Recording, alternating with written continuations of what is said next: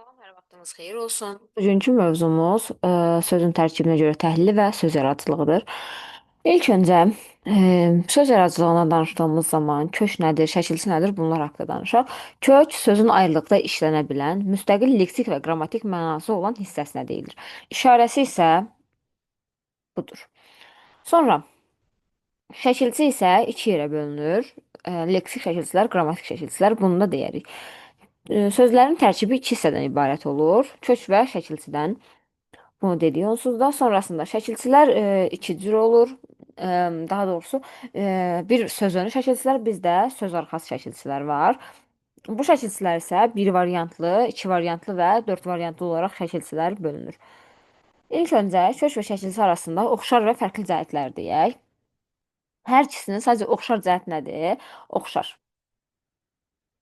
Kök və şəkilçi üçün. Hər ikisi də qrammatik mənası var. Hər ikisinin qrammatik mənası olması onların oxşar cəhətidir. Bəs yaxşı, fərqli cəhətlər nədir? Kök ayrılıqda müstəqil işlənir, şəkilçi işlənmir. Kök müstəqil olaraq suala cavab verir, şəkilçi suala cavab vermir. Kök cümlə üzvü olur, leksik mənaya malik olur, şəkilçidə bu xüsusiyyət olmur. Bunu da bir qeydə alaq. Sonrasında şəkilçilərimiz iki yerə bölünür demişik. Hansılardır? Bir, leksik şəkilçilər, bir də qrammatik şəkilçilər.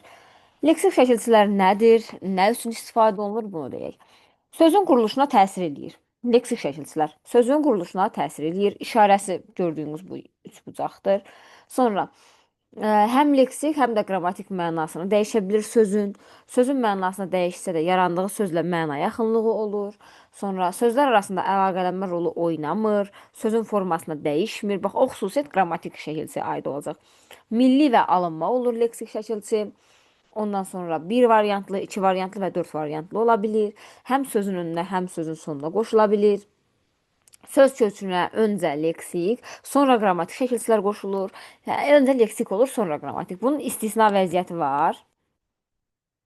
Yəni qaydadan kənar vəziyyəti hansı şəkilçilərdədir?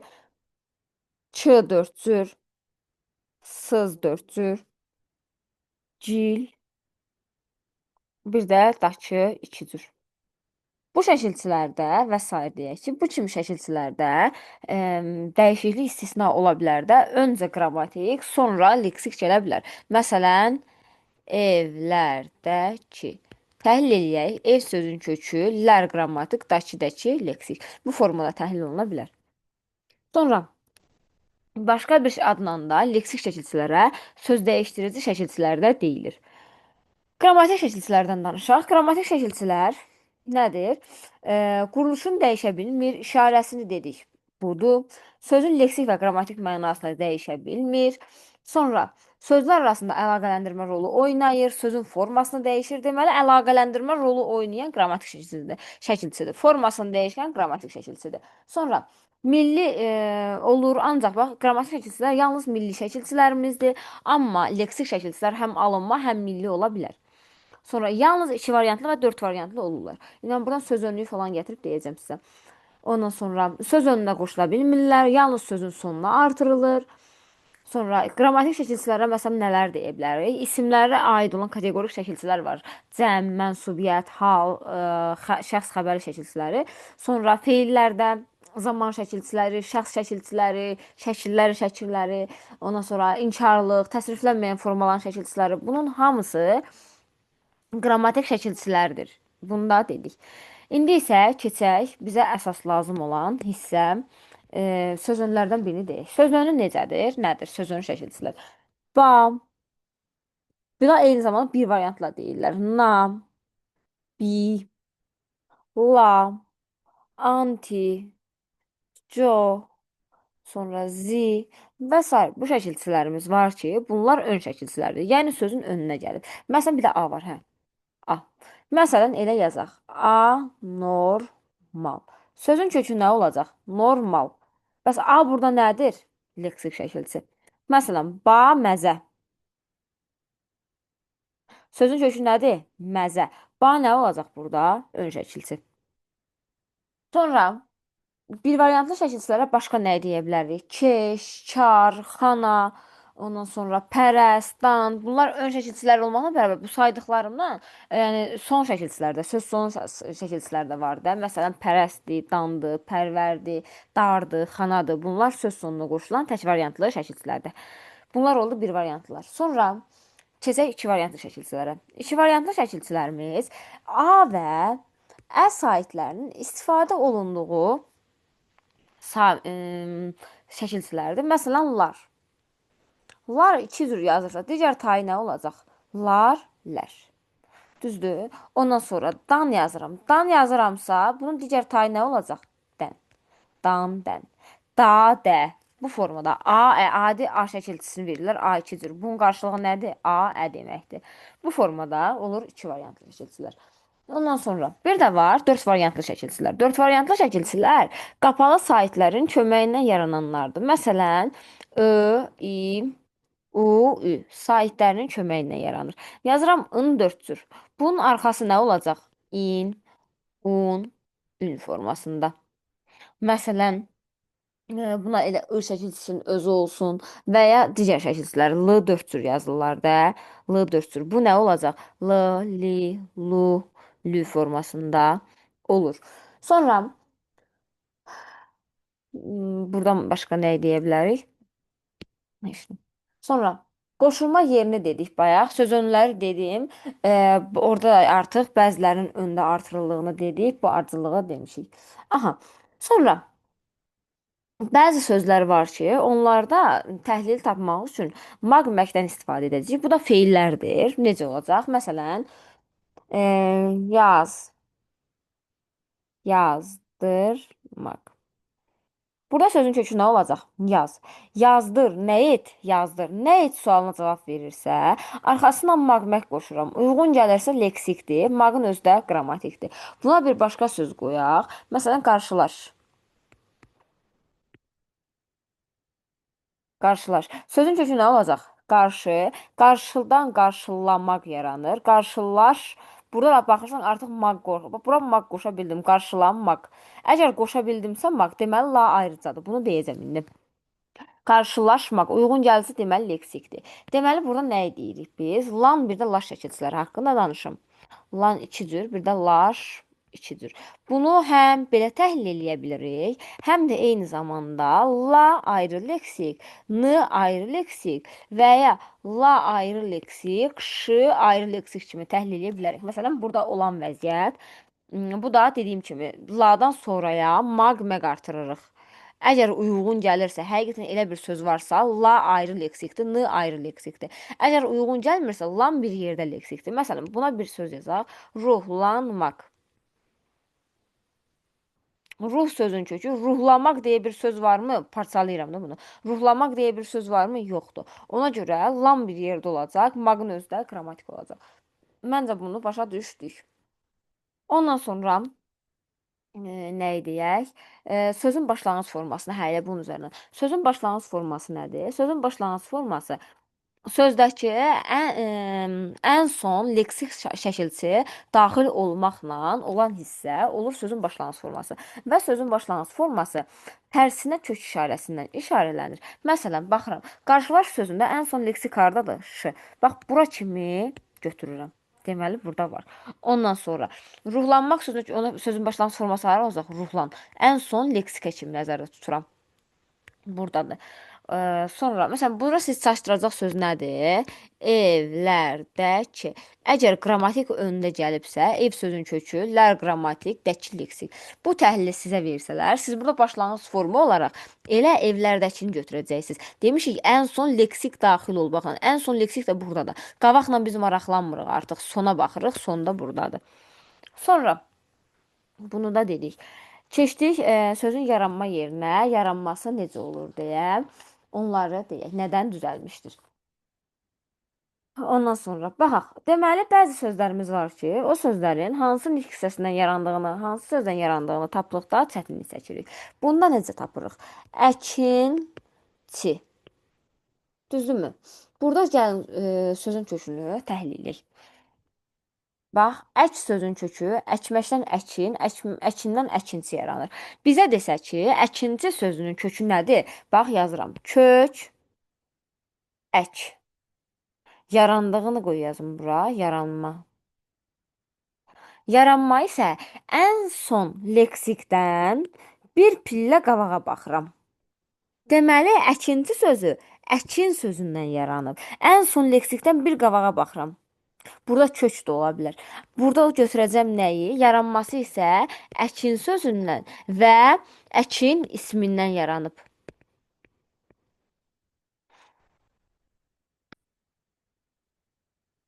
Burada yaranma dedik, ismindən yaranmışdır, əkin ismindən. Sonra biz indi keçək sizlə eyni köklü sözlərə. Bu yüz yenidən əlavə olunan bir mövzudur. Eyni köklü sözlər nədir? Eyni köklü sözlər eyni bir kökdən əmələ gələn düzəltmə sözlər eyni köklü sözlər adlanır. Düzəltmə olmalıdır. İlk öncə bunu yadda saxlamalıyıq. Eyni köklü sözlər həm mənaca bir-birinə eynisi olmalıdır, yəni oxşar olmalıdır. Ondan da əlavə, yəni kökləri eyni olmalıdır, digər mənaları da bir-birinə uyğun olmalıdır. Ondan əlavə hamısı düzəltmə olmalıdır. Yəni sadə versiyası ola bilməz. Məsələn, necə yazaq? Evli, evdar, bir də yazaq evdən. Ev sözün kökü evli leksik. Ev sözün kökü evdar leksik. Hər ikisi də evlə əlaqəlidir. Ev sözün kökü dən qrammatikdir. Evdən sözü o zaman bu sözlərlə eyni köklü təşkil etməz. X qoyaq bunun qarşısına. Ondan sonra dedik ki, məna, bax sizə cərgə halında 3 dənə belə söz verəcəklər. Mənalarına bir baxmalısınız. Bir var deyirəm gülüş, bir də var deyirəm gülçü. Hər ikisində də kök gül sözüdür. Amma bir-birindən əlaqəsiz güldür. Bax, burada gül sözün kökü gülüş. Gülməkdən yaranıb. Ha, bu gülməkdən. Burada güldən gülçü yaranıb. Buradakı gül, ikinci bax buradakı gül artıq gül, çiçək mənasındadır. Bu zaman bunlar eyni köklülük təşkil edə bilməz. Nə dedik? Dedik ki, sözün kökü qrammatik və leksik mənaya malik olmalıdır və bir-birinlə ən azından oxşarlıq təşkil etməlidirlər də. Yəni mənalar eyni olmalıdır.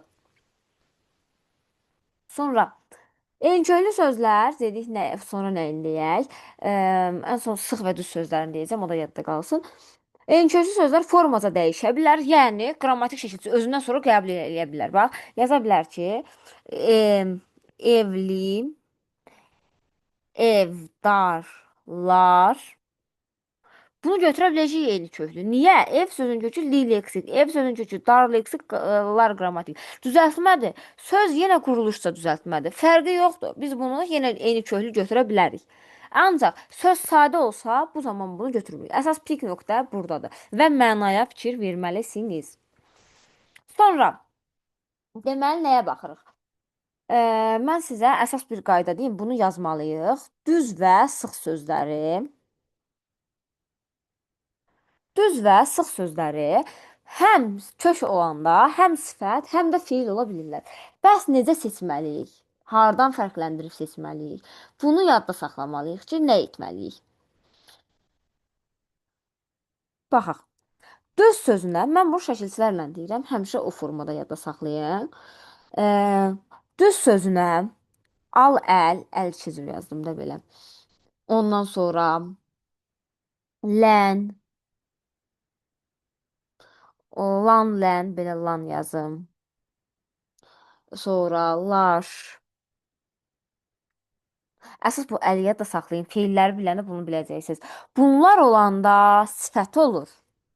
Bax, sifət. Sifət. Amma ki, ıl, dörd cür. Sonrağıncin,ğuncun. Beləğın yazaq da.Ğıncin,ğuncun.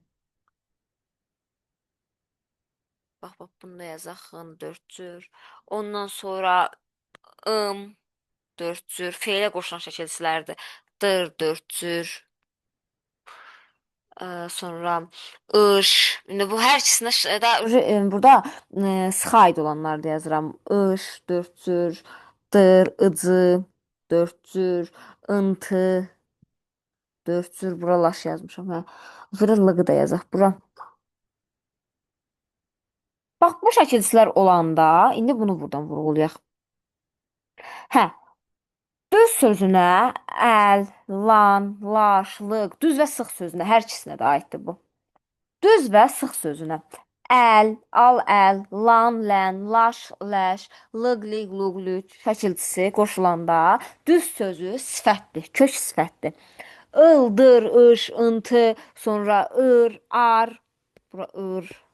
Əslində burada ır, ar uyğun gəlmir, yenə də yazıram. Nəysə. Sonrağın, ım, dır, ış. Bax, bu şəkilçilər qoşulanda isə sözün kökü feildir. Məsələn,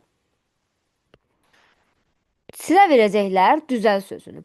Deyəcəklər ki, düzəl sözündəki sözün kökü nədir? Hansı nitq hissəsidir? Düz sözün kökü əlleksik. Bax, burada şəkilçi ilə yadda saxlayacaqsınız ki, əl şəkilçisi qoşulan nə olmuşsa? Sifət. Deməli, düz sözü burada sifətdir. Ondan sonra, məsələn, verəcəklər sıxıl. Sıxıl sözünü verəcəklər. Deyəcək sözün kökü nədir? Baxacaqsan, sıx sözün kökü ıl qoşulur. Il nəyə qoşulur? Feilə. Deməli, sıx sözü burada feildir. Başa düşdük. Bax, bu formada bunları da tapmaq mümkündür. Rahatdır əslində, tapsaz çıxacaq. Sonra burada nə deyək? Hə, bir neçə sözlər var, qoy onları da deyim. Lanlaşa aid bayaq danışmışdım, indi də deyim biraz daha. Vidalaşmaq, ayaqlaşmaq,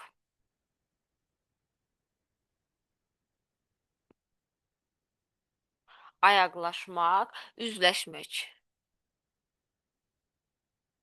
Baxın, bu ifadələrdə laş ləş şəkilçisi parçalanmır. Bir yerdə gedir. Vida sözün kökü vidalaş leksik, qrammatik.